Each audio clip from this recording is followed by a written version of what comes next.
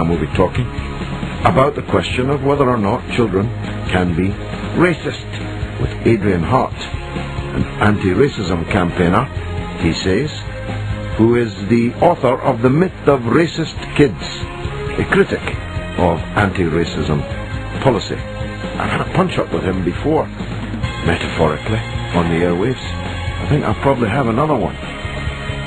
But, generally speaking, this is a peaceful show. 08717 22 33 44.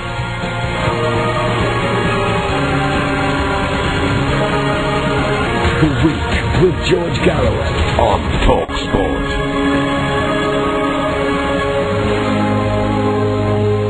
Adrian Hart, on the other hand, is a man with whom I've crossed swords before. He essentially argues that putting efforts into eradicating racism amongst children can be itself divisive and can generate the very racial problems that it's designed to try and root out, and indeed questions whether children actually can be racist. So let's see if either of us have changed our minds since we last argued. Adrian, welcome back. Hello. Now, what first of all brings you to back into this argument? Have you got a new pamphlet, or are you doing something, or did we call you? There's something coming out in a few weeks, a new report, and it was commented on in the press. Right. So tell us. So that might be it. Give us a tip. I've got something new to tell you. I mean, I just think I could contribute something right now, because I've been listening to, the comments earlier, and, it's an amazing fact, actually, that almost 20% of British children under the age of 16 are from an ethnic minority. Nearly 10% of children live in a family which has multiple white, black or Asian heritage. And in London it's much higher, it's nearly half. So this is Britain's fastest growing ethnic minority, the group formerly known as mixed race. And it's also a fact that despite racism hasn't vanished, today it's the rarity of racial tension and violence that makes it so shocking to us. Britain is more tolerant and less racist than it's been in decades. So for those of us like myself, who tour primary schools in our everyday work, it's evident that playground communities are more mixed and more comfortable with diversity. I think that's definitely, I agree with you, Adrian, in London. I think that's definitely true in London. Do you think it's true throughout the whole country?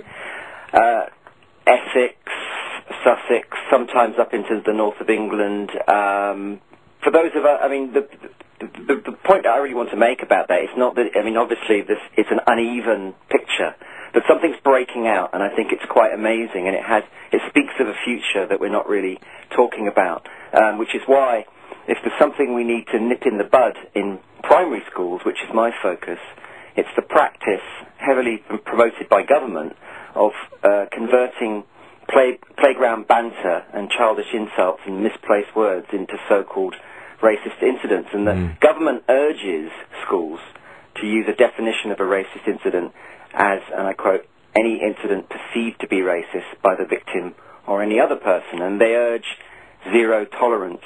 And so you then get situations like an 8-year-old kid being called Milky Way and then responding with Mars bar, and this goes into the statistics sent off to the government. So I just feel like we need to be clear that this top-down policy that the government call anti-racism is no anti-racism that I recognise. I see it as an attack on childhood. Because if you want to divorce the things kids say from any kind of intention or conscious idea, then all sorts of labels can apply. They become flippantly racist, sexist, homophobic, whatever you like. And so, once it's imagined that with a zero tolerance kind of naughty step approach, the racist language has the opportunity to somehow normalize itself and beckon children piper-like along a path which ends in fully fledged adult racists or homophobes, you go down the wrong road. It's not enough that teachers, and we always do this, demonstrate firm adult authority, as I might have to if my child comes to the door in his pajamas in a minute. He keeps doing this. It's not enough that we, as adults, demonstrate that firm authority for the government. We do that all the time when we're up against virulently antisocial language, and teachers have got a good record on that. But we're also being asked in schools to view the language of children as somehow viral, infecting its user and requiring an official report to government.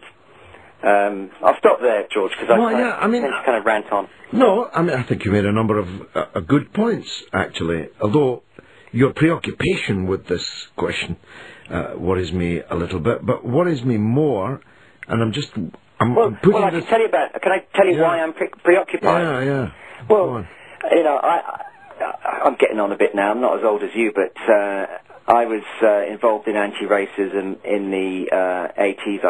I went to school in the 70s, and God knows I was called the P word by my PE teacher. Them were different days. I was involved with the Anti-Nazi League initially, then East London Workers Against Racism, and all these years later I found myself a filmmaker working in schools, and also in recent years making anti-racist films for schools. There's one called Only Human that people can look at on TeacherNet, Teachers TV, I mean. And it was working in schools on a big project out in Essex that I started to notice this disparity. You were looking at playground communities that were, I suppose, at that point, this was about 2006, 2007, and it probably hasn't changed particularly, that there was sort of 20% of kids who are from visible minorities, and it used to sort of shift and change a bit as the Home Office, with its draconian practices of dumping asylum seeker families in one area and then sort of just lifting them out overnight. It's absolute disgrace. But these schools, nonetheless, had kids from all sorts of backgrounds, and we'd watch them at break times inventing a model of multi-ethnic, multicultural interaction and harmony that could teach the adult world a thing or two. And then it became so sort of disturbing that they were then being marched into what the government wanted us to do, and drama tutors to do, which was hold these anti-racism, race awareness workshops. And then they were sort of invited to start to ponder their racial identity. So that's just one example of, it's kind of like how the preoccupation with this thing started. I just felt like I wanted to dig into it a bit. I've only got time to ask you one more question.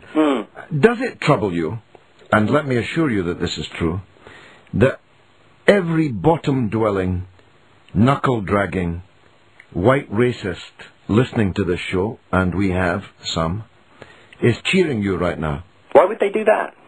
Trust me, they're cheering you right now. Because your thesis is that the political correctness gone mad... No, I never would say that. No, but that's your thesis. No, it isn't. Well, that sounds to me what your thesis is, that we should not be tackling my thesis is racist events. George, listen, and language my thesis is as irritating to racists as it is to old-fashioned anti-race, to modern-day anti-racists, because I'm saying that this is a generation here right now in our primary schools that has the unique ability to transcend race. And I feel that anti-racists need to start enabling this process. And I genuinely feel that there's something very exciting going on, which is why I started with that fact about the sheer sort of burgeoning numbers of mixed race and culturally mixed kids that are more comfortable with diversity than there's ever been before. I say bring it on. I'm an absolute 100% supporter of the lived experience of... Well, you made quite a good case, I must say, Adrian Hart, who is the author of The Myth of Racist Kids.